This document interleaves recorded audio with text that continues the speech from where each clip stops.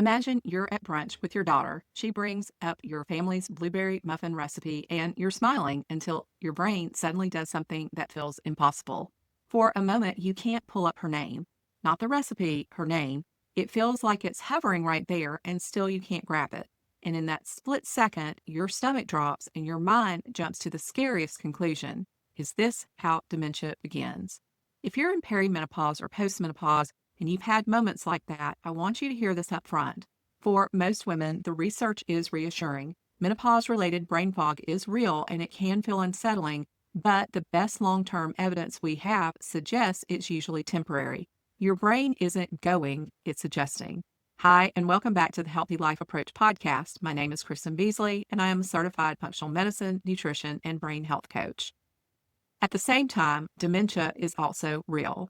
Women are affected in higher numbers, and learning how to tell the difference between menopause brain fog, normal aging, and true warning signs is one of the most empowering things you can do. Because when you understand what's happening, fear loosens its grip. And that matters more than people realize because anxiety about cognitive symptoms can actually make those symptoms worse. So clarity isn't just comforting, it's practical. Today is part one of a two-part series on dementia. In this episode, we're going to cover 4 big things: why learning about dementia can reduce fear instead of increasing it, the 5 most common dementia types in plain language, the red flags that separate normal aging and perimenopause brain fog from something that deserves medical attention, and 5 concrete steps you can take this week if you're worried about yourself or someone you love. This episode is especially for you if you're in midlife and wondering what's normal, or if you're a caregiver, an adult child watching a parent change, or part of what people call the sandwich generation. I joined that group in 2017 when my parents moved to Auburn so my dad could live in memory care. At the time, I was working full-time, raising 3 teenagers, and trying to help my parents navigate a world that was changing fast. That experience reshaped how I think about brain health and why accurate information matters. Quick and important note before we go further: this is education only. I am a health coach, not a licensed medical professional. Nothing here is medical advice, and nothing here can diagnose anyone. If you have serious concerns, please ask for a full cognitive evaluation from qualified clinicians. Now, let's talk about the elephant in the room: menopause, brain fog, and the fear of Alzheimer's. If you've been losing words mid-sentence, rereading the same email because it won't stick, walking into a room and forgetting why you're there, or feeling like your brain is running on slow Wi-Fi, you're not alone. And it makes sense that your mind would go to the worst case scenario, especially if dementia runs in your family. Here's what the science says. One of the largest long-term studies tracking women through the menopausal transition, the SWAN study, found that many women experience a dip in certain cognitive skills during perimenopause, especially verbal memory. But for most women, those scores return to their earlier baseline after menopause. Brain imaging research has found something equally interesting. During this transition, the brain appears to be actively adapting. In other words, it's not just declining, it's working around shifting hormonal environment and in many cases showing signs of recovery after the transition is complete. And when large menopause organizations summarize their data, they arrive at a similar conclusion. The vast majority of women remain within normal cognitive ranges throughout the transition. So for around 9 out of 10 women, what feels like cognitive decline in perimenopause is more like a temporary recalibration. There's also a key difference that doesn't get talked about enough: awareness. If you are intensely aware of your slips, if you notice them quickly and they bother you, that self-awareness is actually reassuring. People in the earlier stages of many dementias often do not recognize their deficits in the way you do. Family members notice first. So if you're thinking, why am I noticing every little thing? Part of the answer is because your brain is monitoring itself, which is something healthy brains do. Does that mean you should ignore your concerns? No. I'm not here to tell you to brush it off. I am here to help you understand what dementia actually looks like so you can push for answers when you need them and release fear when you don't. Now, we also have to be honest about risk. A major study published in early 2025 estimated that the lifetime risk of developing dementia between ages 55 and 95 is higher than older estimates, around the low 40% range overall, and even higher for women who live into their 90s. That number can feel like a punch to the chest when you first hear it. But don't stop the story there because the next part matters just as much. The 2024 report that pulled together a huge amount of evidence identified 14 modifiable risk factors and estimated that close to half of dementia cases might be preventable or delayable through changes we can actually make. Things like movement, sleep, blood sugar management, blood pressure, and cardiovascular health, hearing protection and treatment, social connection, and more. And here's another layer that affects how I think about all of this. Recently, it became clear that one of the most influential Alzheimer's research papers over the last couple of decades was tied to fabricated data. It shaped funding priorities and pushed the field hard in one direction. That paper was eventually retracted.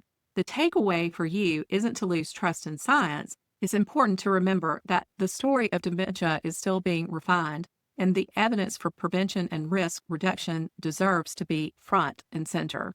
So, yes, risk is real, especially as we age. And yes, women have higher rates largely because we live longer and risk increases dramatically after the mid-80s.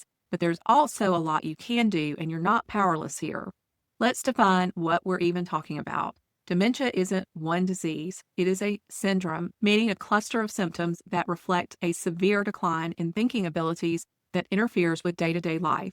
Memory can be part of it, but dementia can also involve language, planning, judgment, personality, behavior, and movement. If you want a simple comparison, think about the word cancer. If someone says she has cancer, you immediately ask what kind, because the type changes the treatment, the outlook, and what you do next. Dementia is the same. The type matters. Mislabeling it can lead to the wrong medications, the wrong caregiving plan, and missed opportunities to treat issues that are treatable. So let's walk through the 5 major categories you're most likely to hear about. First, Alzheimer's disease. This is the most common cause of dementia, making up roughly 2/3 of cases. In Alzheimer's, abnormal protein changes in the brain build up over time and gradually disrupt communication between brain cells, eventually leading to cell damage and death. The classic early pattern is short-term memory loss that shows up in everyday life. It's not just forgetting a detail now and then. It's repeating the same questions, forgetting recent conversations, struggling to keep track of what happened yesterday, while memories from decades ago can remain surprisingly clear. Over time, language becomes harder to manage, managing money gets harder, navigating familiar places becomes risky, and decision-making can decline. One simple anchor to remember here is this: memory loss that interferes with daily life is not the same thing as normal aging. Misplacing your keys is common. Forgetting what the keys are for is a different category. And it's also different from perimenopause brain fog, where you might blank on a word, then it pops back later. And you can still track your life, your responsibilities, and your routines. Second, Lewy body dementia. This one is underrecognized and often misdiagnosed, and the correct diagnosis really matters for safety. It involves abnormal protein deposits in the brain called Lewy bodies. These are the big 3 signs to listen for. One is vivid visual hallucinations that can be extremely detailed, like seeing people, animals, or children who aren't there. Another is fluctuating thinking and attention, the good day, bad day pattern, and even the good hour, bad hour. And third is movement changes that can look similar to Parkinson's, along with sleep issues, including acting out dreams during REM sleep. Sometimes those sleep symptoms show up years before a dementia diagnosis is made. And here's the safety point. Certain commonly used medications can cause severe reactions in people with Lewy body dementia. That's why it's not enough to accept a vague label like some kind of dementia. Specific evaluation matters. Third is vascular dementia. This is tied to brain blood flow problems such as major strokes, small strokes, or long-term damage to blood vessels. The early signs aren't always memory first. Instead, people may struggle with planning, organization, processing speed, attention, and problem solving. A pattern you'll often hear described is a stepwise decline, a clear drop after a vascular event and then a plateau, then another drop. That contrasts with a more gradual slope people often associate with Alzheimer's. Risk factors include high blood pressure, diabetes, high cholesterol, heart disease, and smoking history. And the hopeful part is that vascular dementia is among the most preventable types because so many risk factors are modifiable. Heart health truly is brain health. Fourth, frontotemporal dementia, or FTD. This affects the areas of the brain tied with personality, social judgment, emotional regulation, and language. And because of that, it can look like a dramatic personality shift. Someone may become impulsive, rude, inappropriate, apathetic, or emotionally blunt. Or it can show up as language problems like trouble finding words, understanding words, or forming speech. FTD is also important because it often appears earlier than people expect, commonly between ages 40 and 65. That overlaps with midlife, which means it can be mistaken for depression, anxiety, burnout, or a midlife crisis. The anchor to remember is this: a major persistent change in personality or social judgment shouldn't be written off as a character flaw. It can be neurological and deserves evaluation. Fifth is mixed dementia. This means more than one type of brain change is happening at the same time. A common example is Alzheimer's changes combined with vascular changes. And research suggests mixed patterns are more common than we used to think, especially in older adults. It's one reason brain health isn't only about memory. Blood flow, inflammation, sleep, sensory input like hearing all matter too.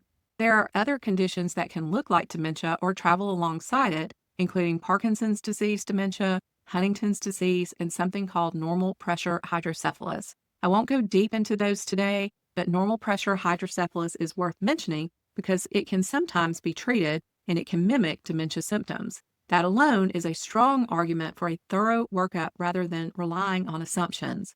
Now, let's get to the question so many of you are carrying around. What's normal? What's menopause brain fog? And what are true red flags? First, normal aging. Normal aging can include walking into a room and forgetting why you went in there, temporarily blanking on a name and then remembering it later, misplacing your phone, or learning new things more slowly than you used to. It's frustrating, but it doesn't usually derail daily life. Second, perimenopause brain fog. This can pile on top of normal aging and feel much more intense. It can look like word-finding problems, losing your train of thought mid-sentence, needing to reread, feeling like your mental processing speed dropped, or feeling less mentally sharp under stress. The key features are that you're aware of it, you're bothered by it, and for most women, it improves after the transition. It's strongly connected to hormonal fluctuation, sleep disruption, and the load midlife women often carry. Third, red flags that suggest you should pursue a medical evaluation for possible dementia or another neurological issue. The pattern here is frequency, progression, and interference with daily life. Things like regularly forgetting the names of close family members, getting lost in familiar places, putting items in very unusual locations and having no recollection of doing it, worsening language problems that disrupt communication, poor judgment with money or safety, increased vulnerability to scams, or major personality and behavior changes such as paranoia, loss of empathy, or apathy that's clearly out of character. This is also where I want to circle back to women in risk. Women make up a large portion of Alzheimer's cases, and higher lifetime risk estimates can sound terrifying in midlife, but it's easy to take a statistic about late life risk and accidentally turn a perimenopause word-finding issue into a belief that you're on the direct path to dementia. The current research does not support that leap. Menopause brain fog appears to be its own temporary phenomenon for most women, not a preview of dementia. Those risk numbers should motivate action, not panic. Midlife is precisely when protective habits have the biggest payoff later. The same foundations that support you through perimenopause also protect brain health long term. Movement, sleep, metabolic health, cardiovascular health, stress management, and staying socially and mentally engaged. And one risk factor I want to spotlight because it's overlooked: hearing loss. Untreated hearing loss has been identified as one of the largest modifiable risk factors for dementia. If it's been a while since your last hearing test, consider putting that on your list. Supporting your hearing is supporting your brain. Even if you never develop dementia yourself, this matters because women provide a huge amount of informal caregiving. Understanding these differences doesn't just protect you, it can help you advocate for a parent, a partner, a neighbor, or a friend. So what can you do this week if you're concerned? Step 1, don't dismiss what you're noticing. It's just aging has delayed help for too many families.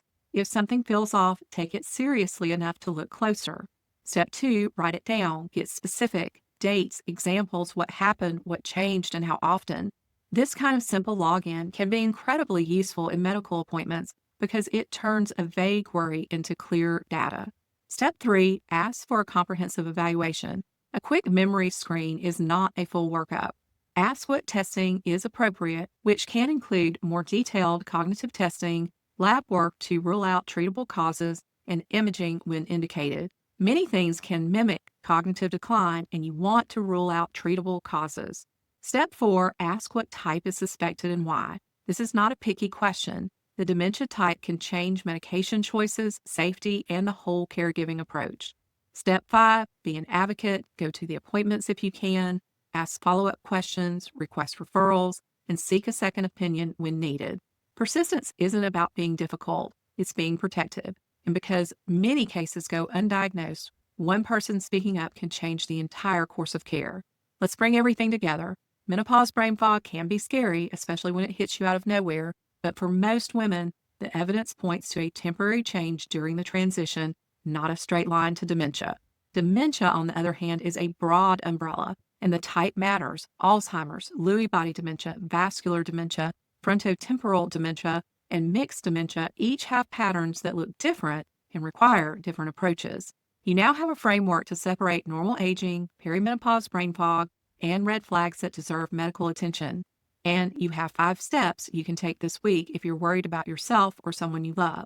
If you remember one message, make it this: knowledge replaces fear with clarity, and clarity helps you function better, advocate more effectively, and make decisions from a place of strength rather than panic. In part 2 next week, I'll share the personal story behind why I care so much about getting this right. My father was a brilliant NASA engineer, and later he began experiencing vivid hallucinations, major fluctuations in thinking, and serious sleep disturbances. Looking back, the signs pointed strongly to Lewy body dementia, but for years it was treated as generic memory trouble, and our family paid for that delay. That story is difficult, but it's also the reason I'm committed to helping you understand what to look for and how to push for the right evaluation. If this episode helps you breathe a little easier or helps you see a clearer path forward, share it with someone who's worrying about their own brain fog or caring for aging parents. Sometimes the most helpful thing you can give someone isn't a product recommendation, it's the relief that comes from understanding what is actually happening. Take care of your beautiful brain, and I'll see you next week.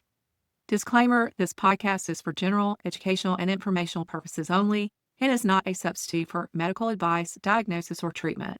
Please talk with your physician or a qualified healthcare provider about your personal situation. This podcast and accompanying materials may include affiliate links. If you purchase through them, I may earn a commission at no extra cost to you, which helps support the show.